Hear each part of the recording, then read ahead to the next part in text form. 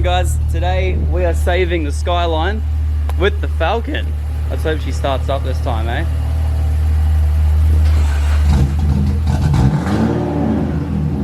Beautiful, mate. Alright, watch out, 1 second. The Skyline's been flat for a few days now and it's just, yeah. God, that's a good looking car! I love it.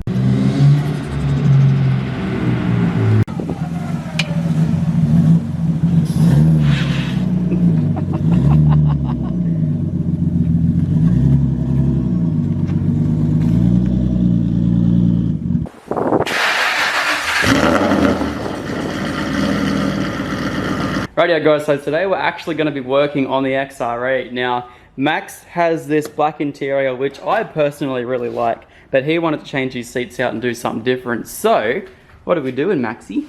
Putting these door panels. Ooh, look at them. Those door handles have mould on it. Oh, they do too. No, they rub off.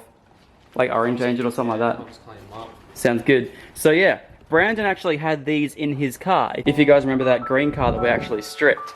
Now all of these seats are pretty much brand new. They have about 50,000 Ks on them and oh, they're just absolutely perfect. These seats here that Max has, I mean like they are pretty scratched sort of down the sides there and everything, but all in all they're pretty clean. Pretty much it's going to be super simple. Door cut off here, door cut off there, 4 screws for each seat, and then hopefully you don't have an airbag light.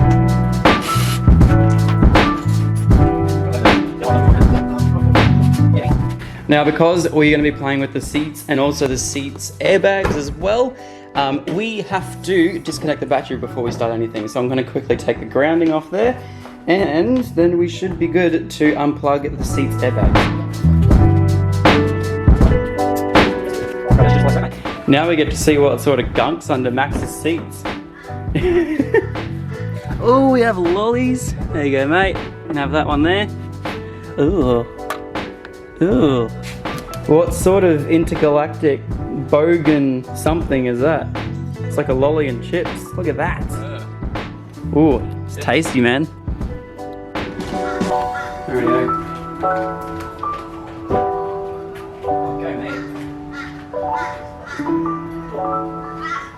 There you go. So you guys can see now the massive big difference between these two seats. I don't know whether this was an option or not, but I don't know, kind of looks like it. But yeah, it's just a little bit more character than the black seats there. I mean, they both look pretty cool, but I'm keen, man. It's gonna look good. Oh yeah. Oh yeah, sick. So the biggest thing with these seats though, is making sure that the plugs are similar. Because with mine especially, mine were all different. So you have a white plug there, a grey plug there, and a black plug there. So then all you have to do is match that up with the car down here. Luckily, Max's is the exact same. You have a black plug there. Actually, your airbag was actually blocked off. Yeah. Ah, interesting. And also a grey plug there. Now before we plug anything in, what we might do, we might just plug everything in and then turn the battery back on, turn the car on, and see if that airbag light goes away. Alright, so all your airbags plugged in. Let's pray to God you don't have any airbag lights. There you go, so Maxie's car also got the airbag fault, which is super annoying. So we're going to plug that little resistor back in and see if we can just get that airbag fault cleared. And then I might be able to see how exactly that sort of thing is made, and then I might see if I can make them for myself. So that way I don't have any airbag codes, which is super annoying. Alrighty, so let's see how this one goes. Alright, we'll turn the car on real quick.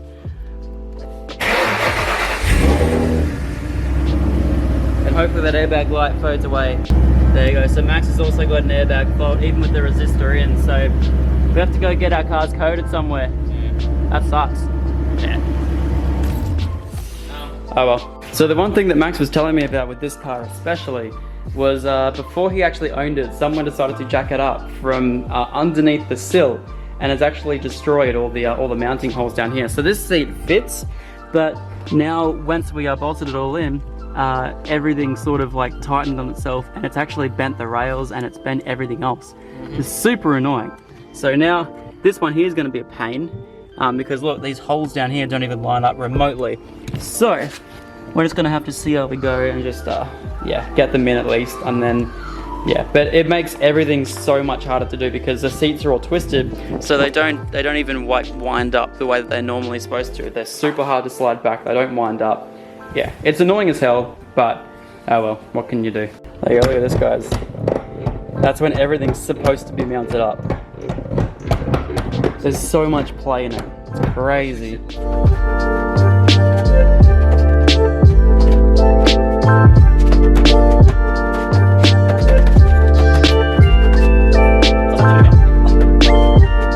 So there you have it, guys. All the trims are in.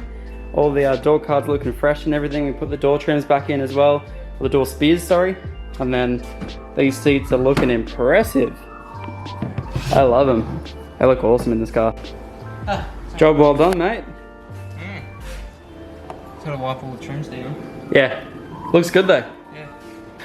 Hell yeah. Alright, so if you guys remember a few days ago, I put that blow-off valve in my car and it sounded terrible. Gene said apparently, I don't quote me on this, but I think I remember him saying that the spring wasn't stiff enough. So originally it had 2 washers in the back of it and we took all the washers out, and I don't know why we did that because it just made it worse. So I have a few of my Japanese coins that I literally have lying around, along with some washers that I found. So I'm gonna try and stiffen that spring up and see if I can make it sound better, because I do really want to see how it goes sounding better. So I don't know, I'll have a look.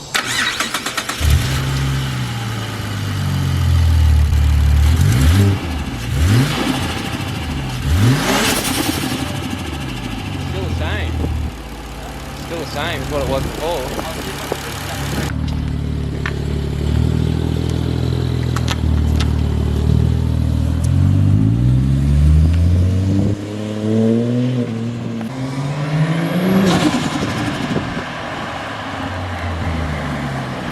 It did it a little bit. Still sounds the same from the outside. It still has a flutter. I think it's still too stiff. I got it on film then that your back wheel just did the same thing as the Skyline. Really? Yeah. I didn't think it was that stiff. Yeah. Alright, try one more time. Might take out some, might take out about 10 yen. Sounds good, mate. This is 30 yen. 30 yen of spacing. Yeah, it worked. Let's go.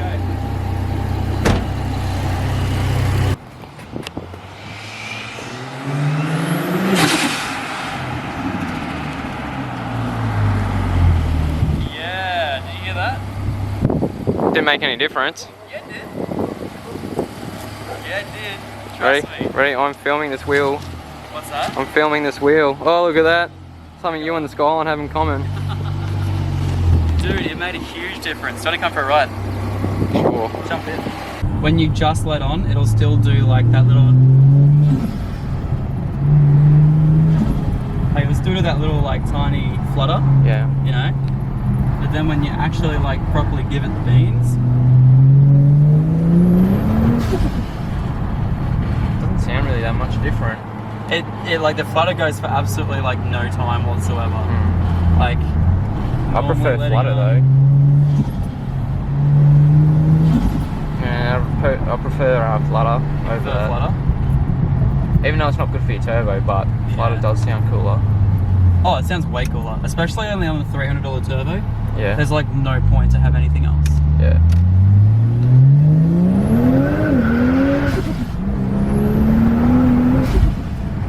Oh, those dip pushes. Those dip pushes though, goddamn. God damn, boy. Kind of like, it has a little bit of flutter and a little bit of blow off, but I still don't like it. Yeah. Each their own. It's like, and the blow off valve does the rest of it. Yeah. Like it's exactly how I would normally set up the blow off valve, but it doesn't sound good, in my opinion. And like, for all those people in the comments that are gonna be like, oh, but it saves the life of your turbo. My turbo's only worth $300, and if I blow it up, I'll just put a new one on. So it doesn't matter. Go for it.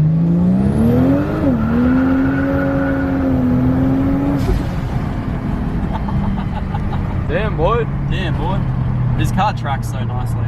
That's a compliment. I mean, it wasn't spinning. Spinning ain't winning, boy. It wasn't spinning. Yeah, it was. Nah.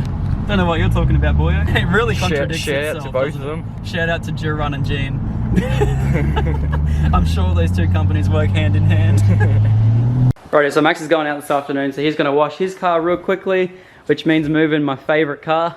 That's going to trigger so many people. Oh, that belt squeal though, god damn.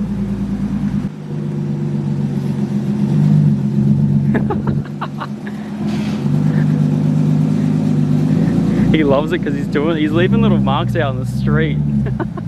It's the only reason he likes it.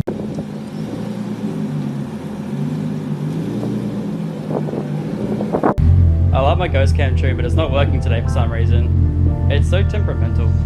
So stupid. Let's see if it'll work.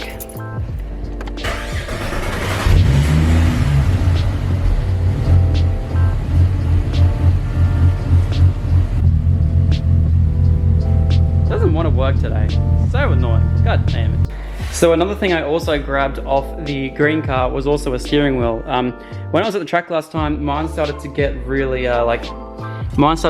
sticky when it was hot, and you can see that it's like a lot of this is like worn down. This was a family car before I actually picked it up, and I've only ever had it for like 10,000 Ks. Even though I have tried to clean it as much as possible, I just can't get it right. So anyway, the green car was only 50,000 Ks old, so that means the wheel, quickly get rid of that one there, that's actually Max's airbag there that he took. This wheel here is basically brand new, which is awesome. So instead of reupholstering mine, I'm just going to run this one here.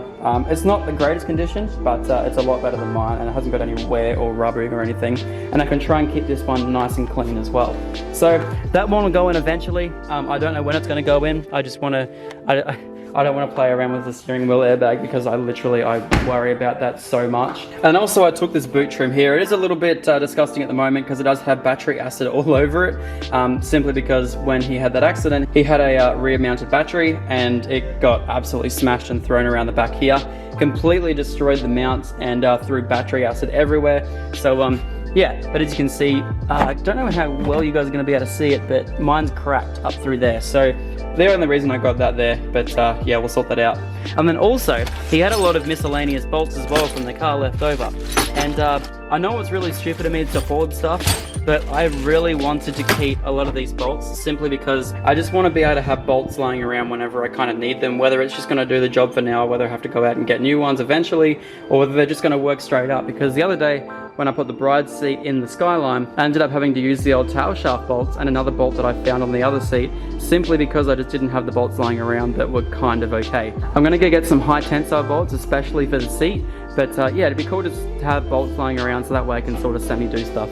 So I decided to hoard all of these bolts from when we wrecked the car. We don't know where these bolts go or what they do, but yeah, it's just going to be good to have them lying around just in case I ever need them. So with the Falcon, I actually might keep that blower valve on there for a few more days.